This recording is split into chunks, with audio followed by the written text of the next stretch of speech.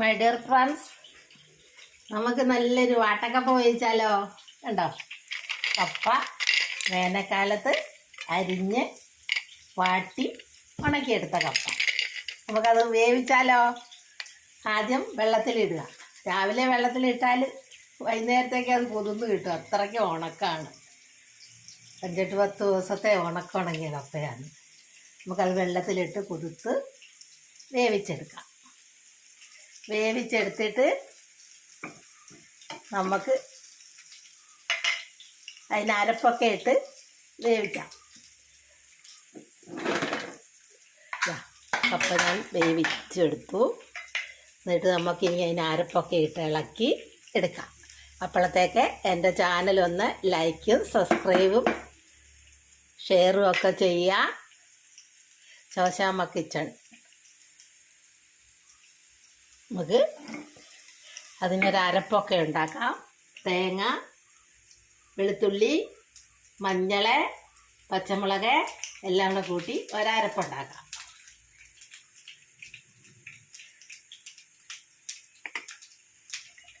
നമുക്ക് കപ്പ വെന്തോന്ന് നോക്കാം. കപ്പ റെഡി ആയിട്ടുണ്ട് കേട്ടോ. നമുക്കത് ഇനി ഇളക്കിയെടുക്കാം.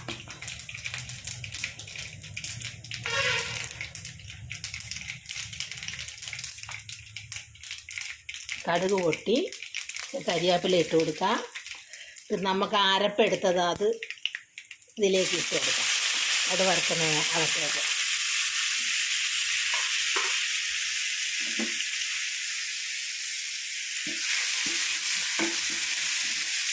ഇങ്ങനെയൊക്കെ ഒരു പ്രത്യേക രുചി കേട്ടോ.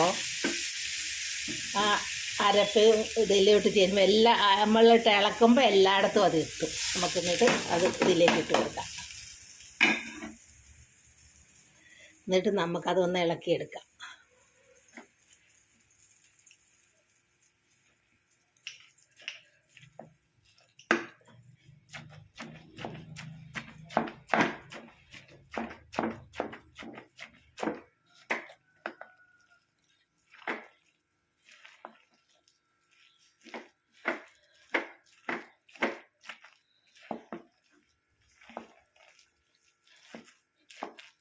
എല്ലാവരും ഉണ്ടാക്കി നോക്കണമല്ലേ? ഉണ്ടാക്കി നോക്കിയാലല്ലേ അതിൻ്റെ രുചിയൊക്കെ അറിയത്തുള്ളൂ. പണ്ടുള്ള കാരണവന്മാരൊക്കെ 6 മാസം തിന്നാനുള്ള കപ്പ ഇതുപോലെ ഉണക്കി വെക്കും. എന്നിട്ട് അവർ പണിയെടുക്കാൻ ഇറങ്ങും.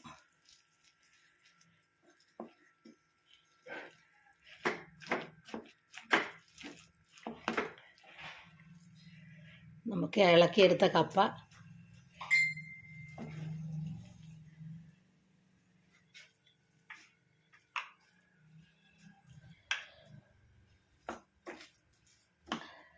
ഇതാ ഞാൻ വേവിച്ച് ഇളക്കിയെടുത്തു. അപ്പോൾ അതിനൊരു കറിയും വേണ്ടേ? ഇതാ മീൻ കറി വെച്ചു. നല്ല നെയ്മീൻ കറി വെച്ചത് കണ്ടോ. എല്ലാവരും ഉണ്ടാക്കി നോക്കുക.